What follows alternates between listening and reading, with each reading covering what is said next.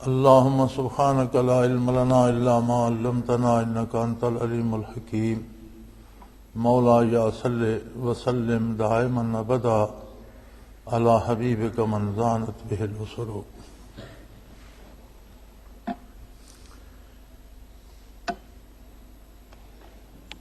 ارشاد فرمایا کہ اگر یہ لوگ کٹ حجتی کریں اور ان حقائق کو تسلیم کرنے کی بجائے ان پر اعتراض کریں جو آپ کو اللہ کریم نے عطا فرمائے ہیں، تو پھر ان سے فرما دیجئے اسلمت وجہی للہ، میں نے اپنا رخ خالص اللہ کریم کی طرف کر لیا. میرا جینا مرنا، میری زندگی کے تمام فیصلے، میری ساری قد و کاوش، میری ساری محنت اللہ کے لیے ہے. وَمَنِ اتَّبَعَنِ، اور جو لوگ میرا اتباع کرتے ہیں، جو لوگ میرے ساتھ ہیں، وہ بھی. اللہ کریم نے صحابہ کرام رضوان اللہ علیہم اجمعین کی ہدایت پر ہونے کی تصدیق فرمائی اور انہیں کتاب اللہ کا مثالی مسلمان قرار دیا. ارشاد ہو رہا ہے نبی کریم صلی اللہ علیہ وسلم سے کہ کفار اعتراض برائے اعتراض جو کرتے ہیں اس کی کوئی اہمیت نہیں ہے. سوال دو طرح سے ہوتا ہے اور بنیادی طور پر یہ جان لیجئے کہ سوال لا علمی کے سبب سے ہوتا ہے اور جواب دینا یہ علم ہے. سوال کا سبب جہالت ہوتی ہے اور جواب علم سے دیا جاتا ہے. پھر اس کی بھی دو قسمیں ہیں. ایک سوال کرتا ہے بندہ بات کو سمجھنے کے لیے، یہ بھی عین ثواب ہے کہ وہ نہیں جانتا، وہ نہیں سمجھ پا رہا، بات اس کے ذہن میں نہیں بیٹھ رہی، تو وہ سمجھنے کے لیے، اس بات کو ذہن نشین کرنے کے لیے سوال کرتا ہے. یہ بھی درست ہے. وہ جواب پاتا ہے تو اسے اطمینان قلبی نصیب ہوتا ہے، نور ایمان نصیب ہوتا ہے، نور یقین نصیب ہوتا ہے. دوسری قسم یہ ہے کہ سوال کیا جاتا ہے مخاطب کو لاجواب کرنے کے لیے، اس کی بات کو رد کرنے کے لیے، خواہ وہ بات حق ہو. سوال کرنے والا بھی سمجھ رہا ہو کہ بات تو حق ہے، لیکن چونکہ وہ ماننا نہیں چاہتا اس لیے بے جا طرح کے اعتراضات کرتا ہے. تو ایسے اعتراضات کی کوئی اہمیت نہیں ہے. اللہ کریم نے فرمایا کہ یہ جو اس طرح کی کٹ حجتی اسے کہتے ہیں کہ اعتراض برائے اعتراض، اس سے مراد اصلاح نہیں ہے، اس سے مراد سمجھنا نہیں ہے، اس سے مراد یہ ہے کہ ہم اللہ کے نبی کو یا حق بیان کرنے والے کو عاجز کر دیں، اس کے پاس کوئی دلیل نہ رہے، اور ایسا ہو نہیں سکتا. تو اللہ کریم نے فرمایا کہ کٹ حجتی کرنے والوں کو آپ کوئی اہمیت نہ دیجیے، ان کی کبھی کوئی پرواہ نہ کیجیے، بلکہ ان سے یہ فرما دیجیے اسلمت وجہی للہ، میں اپنی ساری محنت، ساری قد و کاوش رضائے الہی کے لیے کر رہا ہوں. میرا مقصد نہیں ہے کہ میں بہت سے لوگ جمع کر لوں، یہ میرے ذمہ نہیں ہے. میرے یہ بھی ذمہ نہیں ہے کہ میں زبردستی لوگوں پر اسلام مسلط کر دوں. نہیں، میرے ذمہ یہ ہے کہ جو اللہ کا حکم ہے اور جو حق ہے وہ لوگوں تک پہنچا دوں. اب معاملہ ان لوگوں کے اور اللہ کریم کے درمیان ہے، خالق اور مخلوق کے درمیان ہے. اور خالق نے فرما دیا اِنَّ إِلَيْنَا إِيَابَهُمْ ثُمَّ إِنَّ عَلَيْنَا حِسَابَهُمْ، میں نے پلٹ کر میرے پاس آنا ہے، میں ان سے محاسبہ کر لوں گا. اور دوسری بات یہ بھی سن لو کہ صرف میں نہیں، جو لوگ میرے پیروکار ہیں ومن اتبعن، جنہوں نے میرا اتباع کیا، یعنی صحابہ کرام رضوان اللہ علیہم اجمعین، ان سب کا مقصد حصول رضائے الہی ہے اور یہ سارے حق پر قائم ہیں۔ اسی لیے حضور صلی اللہ علیہ وسلم نے فرمایا اصحابی کالنجوم فبأیہم اقتدیتم اہتدیتم او کما قال رسول اللہ صلی اللہ علیہ وسلم، کہ میرے صحابہ ستاروں کی مانند ہیں، تم جس کی پیروی کر لو گے ہدایت پا جاؤ گے۔ اور یہ بات یہاں سمجھ لیں، ہمارے آج کے دانشور یہ کہتے ہیں کہ اگر یہ فقہ کے 4 مذاہب نہ ہوتے تو مسلمانوں میں تفرقہ نہ پڑتا۔ یہ بات میں نے اگلے روز ہی اخبار میں دیکھی۔ ہمارے ہاں ادب میں، شعر و شاعری میں، دانشوری میں ایک عجیب روش آ گئی ہے کہ جو ادیب، جو دانشور، جو شاعر دین پر اعتراض کرے وہ بہت بڑا شاعر، بہت بڑا دانشور ہے، یا اگر خدا نہ خواستہ خود اللہ پر اعتراض کرے پھر تو اس کا کوئی اس کی مثال ہی نہیں۔ حالانکہ دین پہ اعتراض کرنا دانشوری نہیں، جہالت ہے، نادانی ہے۔ تو فقہ میں جو ہمارے ہاں ائمہ اربعہ کی فقہ پوری دنیا میں جو رائج ہے اور اس میں جو اختلافات ہیں، ان کا سبب یہ ہے کہ یہ فقہی اختلافات صحابہ کرام میں موجود تھے اور ان کو مشاجرات صحابہ کہتے ہیں۔ یعنی حضور اکرم صلی اللہ علیہ وسلم نے ایک بات ارشاد فرمائی، اب اس کے 3 یا 4 پہلو ہیں، 2 پہلو ہیں، تو آدھے صحابہ کرام نے ایک پہلو پہ عمل کر لیا، آدھے صحابہ یا کچھ لوگوں نے دوسرا پہلو سمجھا، انہوں نے اس پہ عمل کر لیا۔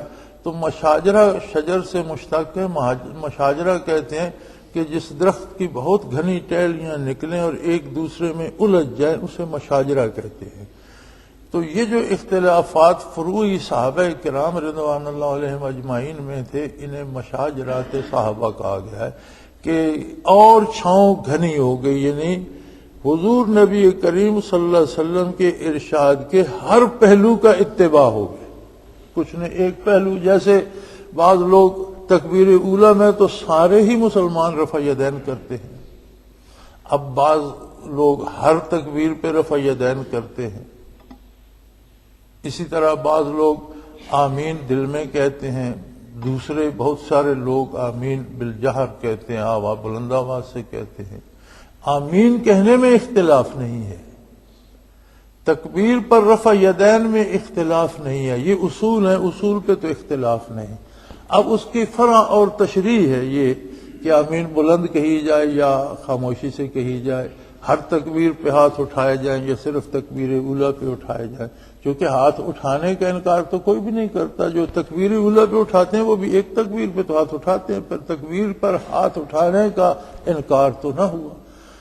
اب یہ جو تفصیل ہے، یہ صحابہ کرام نے جس طرح نبی کریم صلی اللہ علیہ وسلم کو دیکھا اس طرح کا عمل اپنا لیا۔ پھر اگر اس صحابی کو بارگاہ رسالت میں حاضری کی توفیق نہیں ہوئی، کسی وجہ سے وہ حاضر نہیں ہو سکے، تو جو عمل انہوں نے دیکھا اس پہ وہ عمر بھر قائم رہے۔ بعد میں آنے والوں نے وہ عمل ان سے لے لیا تو عند اللہ وہ بھی مقبول ہے۔ اس لیے حضور نے فرمایا فَبِأَيِّهِمْ اقْتَدَيْتُمْ، تم کسی صحابی کا دامن تھام لو، اہتدیتم، تم ہدایت پا گئے۔ تو یہ ائمہ اربعہ میں جو اختلاف ہیں ان میں کوئی اختلاف بھی اصولی نہیں ہے، اصول میں کوئی اختلاف نہیں، فروعات میں، تشریحات میں اختلاف ہے۔ جیسے حضور نبی کریم صلی اللہ علیہ وسلم غزوہ خندق سے واپس پہنچے، آپ نے خوات مبارک اتار کے رکھا، باقی زرہ پہنی ہوئی ہے، تو آپ نے چلو مبارک پہ پانی لے کر سر مبارک پہ ڈالا، دوسرا یا تیسرا چلو ڈالنے کا ارادہ فرما رہے تھے کہ جبرائیل امین حاضر ہو گئے اور فرمایا اللہ کریم فرماتے ہیں کہ آپ زرہ نہ اتاریں اور بنو قریظہ پہنچے۔ بنو قریظہ یہود کا قبیلہ تھا جو خندق کے دنوں میں مسلمانوں کی پشت پر تھا، اور اس نے بدعہدی کر کے کفار سے، مشرکین عرب سے، کفار مکہ سے ساز باز کی، تو اللہ نے حکم ان کی سرکوبی کا دیا، فرمایا کہ آپ زرہ نہیں اتاریں، اور حضور نے حکم دے دیا کہ تمام مجاہدین سے کہا جائے کہ وہ زرہ نہ اتاریں، اسلحہ نہ رکھیں، بلکہ عصر جا کر قباء میں پڑھیں۔ قباء کے ساتھ بنو قریظہ کا قبیلہ رہتا تھا۔ تو مراد رسول صلی اللہ علیہ وسلم یہ تھی کہ فوراً قباء پہنچیں، اور میں بھی تشریف لا رہا۔ اب راستے میں عصر کا وقت ہو گیا، تو صحابہ کرام دو دھڑوں میں بٹ گئے۔ کچھ لوگوں کا خیال تھا کہ حضور کا حکم ہے قباء پہنچ کر عصر پڑھو، قباء پہنچ کر پڑھیں گے، بات ختم ہوگی، اس میں کوئی بہام نہیں۔ کچھ لوگوں نے کہا کہ حضور کا مقصد نماز کو مؤخر کرنا نہیں ہے، عصر کا وقت ہو گیا، اول وقت پہ نماز پڑھ لو، وہاں پہنچ کر بھی نماز پہ وقت لگے گا، تو حضور کا مقصد ہے کہ جلدی سے جلدی قباء پہنچو۔ چنانچہ جن کا یہ خیال تھا انہوں نے راستے میں عصر پڑھ لی، دوسرے آگے چلے گئے، انہوں نے قباء میں جا کر عصر پڑھی، اور جب تک وہ فارغ ہوئے تب تک جو راستے میں پڑھ رہے تھے وہ بھی پہنچ گئے، چونکہ فرق تو اتنا ہی تھا کہ انہوں نے نماز راستے میں ادا کی۔ اور جب سب اکٹھے ہوئے تو نبی کریم صلی اللہ علیہ وسلم جلوہ افروز ہو گئے، تو آپ کے سامنے یہ بات رکھی گئی، حضور نے دونوں کو قبول فرما لیا، کسی کو رد نہیں فرمایا، کیونکہ دونوں نے خلوص نیت سے اتباع نبوی کی اپنی شعور، اپنی دانست کے مطابق اس کا حق ادا کر دیا۔ تو یہ جو ائمہ اربعہ میں اختلاف ہے وہ اسی طرح کا ہے، فروعات اور تشریحات میں ہے، یہ اختلاف کا سبب نہیں، یہ تو اتفاق و اتحاد کا سبب ہے۔ اب جو بندہ خود جس کے اپنے اندر خرابی ہو، یضل بہ کثیرا ویہدی بہ کثیرا، قرآن کی تعریف میں اللہ کریم فرماتا ہے، کتاب کی تعریف میں، کہ اسی کی وجہ سے بہت سے لوگ گمراہ ہو جاتے ہیں، اور اسی کی وجہ سے بہت سے لوگ ہدایت پا جاتے ہیں۔ اب کیا قرآن کریم ان کی گمراہی کا سبب بنتا ہے؟ نہیں، ان کے اپنے اندر جو برائی ہوتی ہے، جب وہ لوگ قرآن پڑھتے ہیں تو بجائے قرآن کو سمجھنے کی، اس کا اتباع کرنے کے، قرآن میں نئے معنی ڈھال کر قرآن کو اپنی پسند پہ ڈھالنے کی کوشش کرتے ہیں، گمراہ ہو جاتے ہیں۔ قرآن تو کتاب ہدایت ہے، لیکن قرآن کی وجہ سے لوگ گمراہ کیوں ہوتے ہیں؟ اس لیے کہ وہ اپنی گمراہی کو اسلام سے ثابت کرنا چاہ رہے ہوتے ہیں، اور قرآن کو نئے نئے معنی اور نئے نئے مفاہیم پہنا کر قرآن سے ثابت کر، جیسے مرزا قادیانی قرآن سے اپنی نبوت ثابت کرنا چاہتا ہے، لوگ اس طرح کرتے ہیں، تو اس وجہ سے گمراہ ہو جاتے ہیں۔ تو اللہ کریم نے فرمایا کہ بعض بد نصیب ایسے ہیں کہ جو یہ آب حیات ہے اسے پی کے مر جاتے ہیں، ان کے لیے موت کا سبب بن جاتا ہے۔ تو وہ کمی یا وہ کمزوری کتاب اللہ میں نہیں ہے، اس بندے کے اندر ہوتی ہے۔ اسی طرح خرابی ائمہ اربعہ کی فقہ میں نہیں ہے۔ جن لوگوں نے اپنی خواہشات کی تکمیل کے لیے فقہ کو ڈھال بنا لیا، خرابی ان میں ہے، اختلاف وہ پیدا کرتے ہیں۔ ہمارے یہاں تو کتنی دفعہ ایسا ہوتا ہے کہ کوئی ہر تکبیر پہ ہاتھ اٹھا رہا ہے، کوئی صرف میں صرف تکبیر اولیٰ پہ اٹھاتا ہوں، میں تکبیر خود خاموشی سے کہتا ہوں، میرے پیچھے نماز پڑھنے والے بلند آواز سے کہہ لیتے ہیں، ہم تو نہیں روکتے۔ حضور کی ادائیں ہیں، جس کے پاس جو ادا ہے ٹھیک ہے۔ ہمارا اعتقاد حنفیوں کا یہ ہے کہ امام اعظم ابو حنیفہ رحمت اللہ تعالی علیہ نے جو فقہ حنفی مدون کی ہے، یہ حضور اکرم صلی اللہ علیہ وسلم کی آخری اداؤں کی مطابق ہے۔ تو رفتہ رفتہ جو چیزیں پختہ ہوتی گئیں، لیکن جب کبھی بھی جو عمل بھی حضور سے ثابت ہے وہ دین ہے۔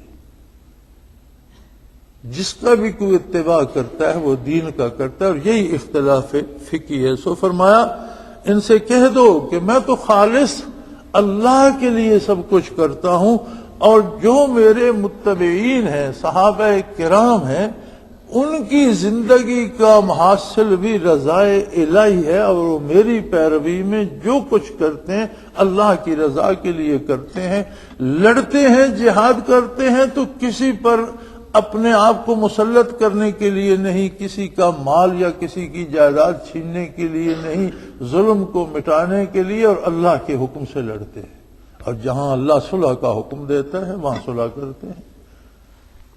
کاروبار حیات میں ہر لمحہ زندگی کا رضائے الہی میں بسر کرتے ہیں، لین دین کرتے ہیں، مزدوری کرتے ہیں، ملازمت کرتے ہیں، جو کام بھی کرتے ہیں اس میں اللہ کی حدود کا خیال رکھتے ہیں اور اطاعت الہی کو شعار بنا لیتے ہیں، تو زندگی کا ہر کام اللہ کی عبادت بن جاتا ہے جو اللہ کی رضا کے لیے ہو۔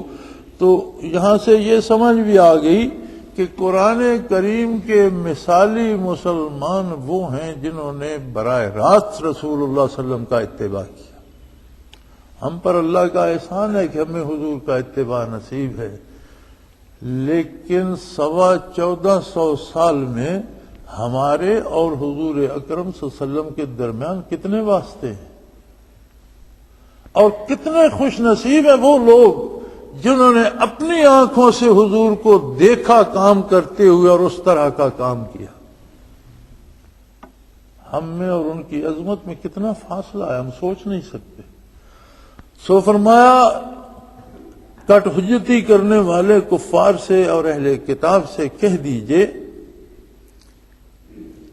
کہ میں نے تو اپنا رخ اللہ کی طرف درست کر لیا، جو کرتا ہوں رضائے الہی کے لیے کرتا ہوں، اور جو لوگ میری پیروی کر رہے ہیں ان کا بھی مقصد حیات رضائے الہی ہے۔ کل الذین اوتوا الکتاب والامیین اسلمتم، اب ان اہل کتاب سے پوچھئے اور مشرکین و کفار سے پوچھئے کہ کیا تم بھی یہ بات قبول کرتے ہو؟ تم اسلام قبول کرتے ہو، یعنی تم بھی ویسا قبول کرتے ہو جیسا میرے پیروکاروں نے قبول کیا ہے؟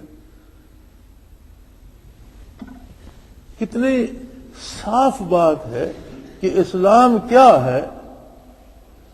قرآن کریم کا نزول طلب اثر رسول اللہ صلی اللہ علیہ وسلم پر ہوا۔ قرآن کے معانی بیان کرنا فرائض نبوت میں سے ہے۔ کسی شخص گرامر سے یا صرف و نحو سے یا دور کی دلیلیں لا کر قرآن کو معانی پہنائے تو یہ درست نہیں ہوگا۔ جب قرآن نازل ہو رہا تھا تب بھی عرب کے بڑے بڑے شاعر، بڑے بڑے دانشور، بڑے بڑے فاضل، بڑے بڑے اہل علم بھی موجود تھے، اور عرب میں علم اس قدر تھا کہ انہوں نے اپنے علاوہ پوری دنیا کو عجم کہا ہے۔ عجم کا معنی ہوتا ہے جو بیان نہ کر سکے، یعنی گنگا۔ انہوں نے پوری دنیا کو کہا ہے کہ لوگوں کے پاس تو بات کرنے کی زبان ہی نہیں ہے، اللہ نے بولنے کا یارہ جو عربوں کو دیا تھا، بات سمجھنے کا، بات کرنے کا سلیقہ۔ جب بھی کوئی آیہ کریمہ نازل ہوئی، اور متعدد جگہ پہ ملتا ہے سیرت عالی میں کہ حضور اکرم صلی اللہ علیہ وسلم سوال فرماتے تھے کہ یہ آیہ کریمہ نازل ہوئی، جانتے ہو اس کا مطلب کیا ہے؟ تو بیک زباں ہو کر صرف ایک بات عرض کی جاتی تھی، اللہ و رسولہ اعلم، اللہ بہتر جانتا ہے اور اللہ کا حبیب صلی اللہ علیہ وسلم، اللہ کا رسول جانتا ہے۔ لِتُبَيِّنَ لِلنَّاسِ مَا نُزِّلَ إِلَيْهِمْ، یہ آپ کا منصب جلیلہ ہے صلی اللہ علیہ وسلم کہ لوگوں کو جو نازل ہوا ہے وہ بھی بتائیں، اور اس کا ما نزل کیا نازل ہوا ہے، اس کا مفہوم کیا ہے وہ بھی سمجھائیں۔ چنانچہ حضور صلی اللہ علیہ وسلم نے بتایا، صحابہ کرام نے سمجھا، آپ صلی اللہ علیہ وسلم کے سامنے انہوں نے عمل کیا، حضور اکرم صلی اللہ علیہ وسلم نے ان کے عمل کی تصدیق فرمائی، اور یہاں خود رب جلیل تصدیق فرما رہا ہے، اسلمت وجہی للہ، میں نے اپنا رخ اللہ کی طرف، میں نے سر تسلیم خم کر دیا ذات باری کی طرف، ومن اتبعن، اور جو لوگ میرے ساتھ میرے پیروکار ہیں، میرے صحابہ کرام ہیں، ان سب نے بھی اپنا رخ خالص اللہ کی طرف کر لیا۔ جہاں اللہ کے رسول کی گواہی موجود ہو اور اللہ کریم کی گواہی موجود ہو، پھر کسی تصدیق کی ضرورت باقی رہ جاتی ہے؟ ہم قرآن کو قرآن کیوں مانتے ہیں؟ کتنے گواہ ہیں قرآن کے قرآن ہونے پر؟ صرف ایک، محمد الرسول اللہ صلی اللہ علیہ وسلم۔ اللہ کے حبیب صلی اللہ علیہ وسلم نے، اصدق الصادقین صلی اللہ علیہ وسلم نے فرمایا یہ قرآن ہے، ہم مانتے ہیں یہ قرآن ہے۔ آپ کی حدیث جو آپ کے رخ مبارک سے لب انور سے صادر ہوئی وہ بھی وہی ہے، کیونکہ دین کے معاملے میں حضور بغیر اللہ کی رضا کے ارشاد، ما ینطق عن الہوا ان هو الا وحی یوحی، میرا حبیب جو ہے اس کا نطق حرکت میں ہی نہیں آتا جب تک اس پر وحی نہیں ہوتی، جب تک میں نہیں فرماتا کہ یہ بات کہہ دو۔ اسی لیے حدیث کو وحی غیر مطلب کہتے ہیں، وہ وحی جس کی تلاوت نہیں ہوتی، قرآن کا حصہ نہیں ہے، اس لیے کہ وہ حکم اللہ ہی کا ہے، بات اللہ کی ہے، الفاظ محمد الرسول اللہ صلی اللہ علیہ وسلم کے ہیں۔ قرآن بات بھی اللہ کی ہے، الفاظ بھی اللہ کے۔ یہ کس نے بتایا؟ ایک گواہ ہے اس پہ، اصدق الصادقین محمد الرسول اللہ صلی اللہ علیہ وسلم۔ آج 200 کروڑ کے لگ بھگ مسلمان ہیں، دنیا میں 2 ارب کے قریب آبادی ہے مسلمانوں کی۔ 1400 سال سے یہ اللہ کے کروڑوں بندے اس ایک سچی صداقت شہادت پر ایمان لا رہے ہیں اور اسے حرز جاں بنائے ہوئے ہیں، اس کے لیے جانیں دے رہے ہیں، شہید ہو رہے ہیں، گھر لٹوا رہے ہیں، مال قربان کر رہے ہیں، زندگی نچھاور کر رہے ہیں، اٹھنا بیٹھنا سونا جاگنا کھانا پینا اس کے مطابق ڈھال رہے ہیں۔ تو گواہی تو ایک ہستی کی ہے، اللہ سے ہم نے نہیں سنا، رسول اللہ صلی اللہ علیہ وسلم نے سنا، حضور کی گواہی سے ہم نے مانا یہ اللہ کا کلام ہے۔ اور صحابہ کی صداقت پر اللہ بھی گواہی دے رہا ہے اور اللہ کا رسول بھی گواہی دے رہا ہے۔ قرآن پر صرف رسول اللہ صلی اللہ علیہ وسلم کی گواہی ہے، عظمت صحابہ پر اللہ کی گواہی بھی موجود ہے اور اللہ کے حبیب صلی اللہ علیہ وسلم کی گواہی بھی موجود ہے۔ پھر کیا لوگوں نے سب نے مان لیا؟ اور جب اتنی بڑی گواہی کو لوگ نہیں مانتے تو ماں و شما کی بات نہ مانے تو کون سی بڑی بات؟ دیکھنا یہ نہیں کہ میں نے کتنے لوگ جمع کر لیے، دیکھنا یہ ہے کہ میں اللہ کی رضا کی خاطر کیا کر رہا ہوں۔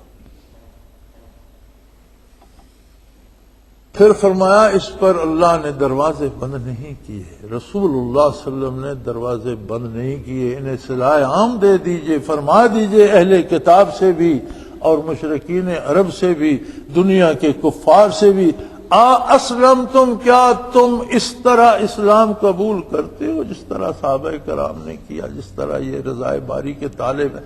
اس کے علاوہ کسی طرح کا کوئی اسلام بنا کر پیش کرے گا تو وہ اسلام نہیں ہوگا۔ صحابہ کرام سے ہٹ کر کوئی صرف و نحو کا زور لگا کر اور اپنے عقلی نقلی دلائل دے کر کوئی نئے معنی پہنانا چاہے گا، جس طرح بے شمار کذاب لوگوں نے جھوٹے نبوت کے دعوے کیے، کچھ نے اپنی کتابیں لکھنی، لیکن بعض ایسے بدبخت تھے کہ جنہوں نے کہا یہی قرآن دوبارہ مجھ پر وحی کیا جائے، انہی آیات کو جو حضور پر نازل ہوئی تھی کہا یہ مجھ پر بھی نازل ہو گئی ہے۔ تو یہ تو ان کی بد بات نہیں تھی،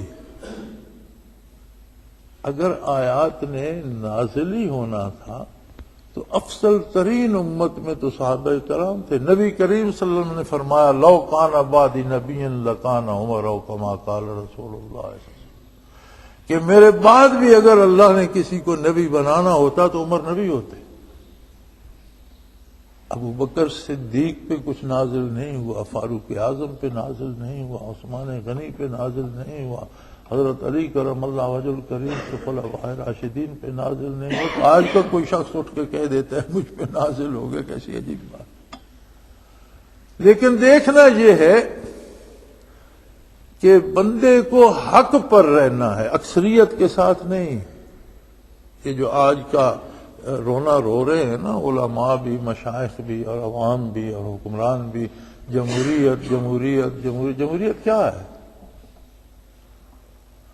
جمہور وہ کہلاتے ہیں جو حق کا ساتھ دیں، اور جمہوریت کا معنی ہے کہ حق پر عمل کرنے والوں کی اکثریت جس بات پہ متفق ہو جائے وہ جمہوریت ہے۔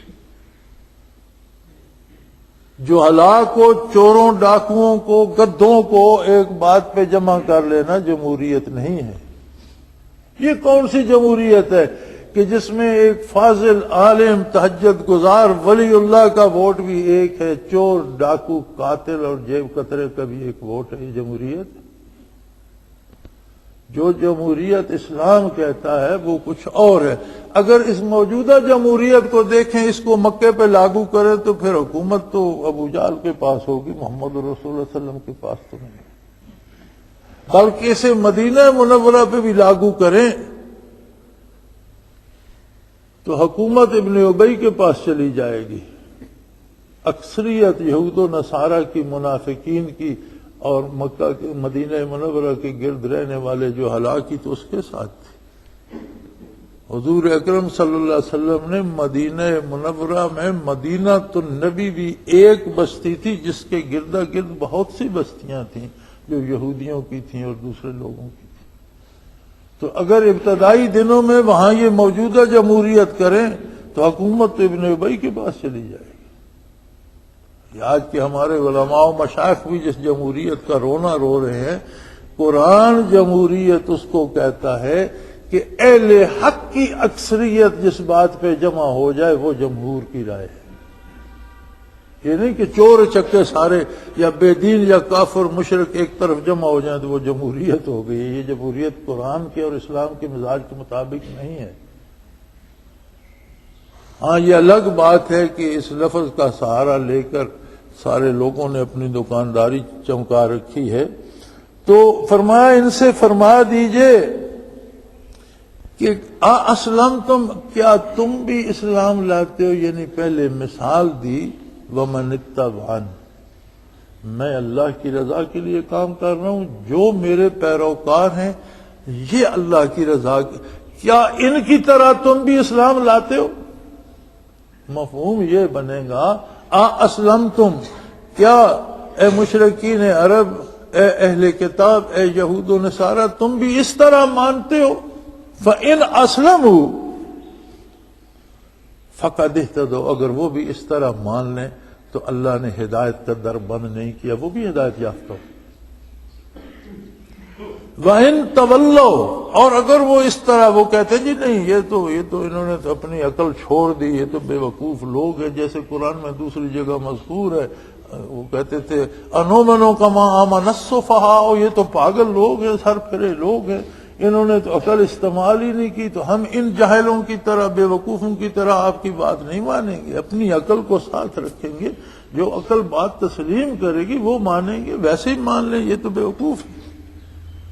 فرمایا اگر اس طرح مان گئے تو ہدایت پا گئے، اگر اس طرح نہیں ماننا چاہتے اور روگردانی کرتے ہیں فَإِنَّمَا عَلَيْكَ الْبَلَاغُ، تو آپ صلی اللہ علیہ وآلہ وسلم کے ذمے ہے کہ اللہ کی بات پہنچا دیں، آگے معاملہ اللہ کے پاس۔ نہیں قبول کرتے نہ کریں، اس میں آپ کی نہ کوئی دشمنی ہے ان کے ساتھ، نہ دوستی ہے، نہ آپ کو ان سے کوئی لڑائی ہے۔ لڑائی ہوتی تو توبہ کا دروازہ بند کر دیتے کہ تمہاری میری لڑائی ہے تو میں اسلام میں داخل نہیں ہونے دوں گا۔ فرمایا ایسا نہیں ہے، اللہ کے حبیب صلی اللہ علیہ وسلم رحمت للعالمین ہے، توبہ کا دروازہ کوئی بند نہیں، اللہ نے دروازہ کھول رکھا ہے، کوئی بند نہیں کر سکتا۔ جو بھی ہدایت پہ آنا چاہے اسے ہدایت ملے گی، وہ قبول کر لیا جائے گا، اور اگر کوئی نہیں آنا چاہتا تو فرمایا اللہ بندوں کا محتاج نہیں، بندے اللہ کے محتاج ہیں۔ جو اس بات کو نہیں سمجھتا تو اے میرے حبیب آپ کے ذمہ بات پہنچا دینا ہے۔ واللہ بصیر بالعباد، آگے اللہ کی اپنی مخلوق ہے اور وہ ان کی ایک ایک حرکت اور ان کے ارادوں سے بھی واقف ہے، وہ ان سے خود محاسبہ کر لے گا، وہ اپنی مخلوق کے ساتھ اپنی بات خود کر لے گا۔ آپ نے پیغام پہنچانے کا حق ادا کر دیا، اور یہی کام اہل اللہ کا اور مشائخ کا ہے کہ کہ وہ اللہ کی بات خالصتاً اللہ کی رضا کے لیے پہنچا دیں، جو مانے اس کی تربیت کریں، جو نہ مانے اس سے خفا نہ ہو، اس سے دشمنی نہ بنائیں، اس کا معاملہ اس کے رب کے ساتھ۔ کیا خبر رب اسے کب توفیق دے دے توبہ کی توفیق نہ دے، اسے ہلاک کر دے، اس پہ عذاب بھیج دے تو کون روک سکتا ہے؟ لہذا مخلوق اور خالق کے درمیان کسی کو دیوار بننے کی ضرورت نہیں ہے، وہ جانے اس کے بندے جانے۔ ہاں، خلوص نیت سے اور دوسروں کی بہتری، یہ بھی یاد رہے، یہ ہمارے واعظین اور مبلغین کا یہ ایک عجیب نقطہ نظر بن جاتا ہے کہ جو ہماری بات مانتا ہے وہ تو ہدایت یافتہ ہے، باقی سارے لوگ کافر ہیں، خارج از اسلام ہے، یہ درست نہیں ہے۔ ہماری جماعت میں جو ہے وہ بڑا پارسا ہے، جو ہمارے ساتھ نہیں ہے وہ بے دین ہے، یہ درست نہیں ہے۔ درست یہ ہے کہ آپ نے اللہ کا پیغام پہنچا دیا، جس نے قبول کر لیا اس کی تربیت کریں، جو قبول نہیں کر رہا اس کے لیے دعا کرے، اسے اللہ کی سپورٹ کر دے، وہ جانے اس کا رب جانے۔ ہدایت دینا اللہ کا اپنا کام ہے، اس کی اپنی، واللہ بصیر بالعباد، اپنے بندوں سے وہ فرماتا ہے میں خود بڑا واقف، میں خوب جانتا ہوں، میں خود دیکھ رہا ہوں ان کے کردار کو بھی، ان کی سوچوں کو بھی، ان کے ارادوں کو بھی، معاملہ میرا اور ان کا ہے۔ آپ نے میری بات پہنچا دی، آپ نے حق ادا کر دیا، اب میں جانوں اور یہ جانوں۔ وآخر دعوانا ان الحمدللہ رب العالمین۔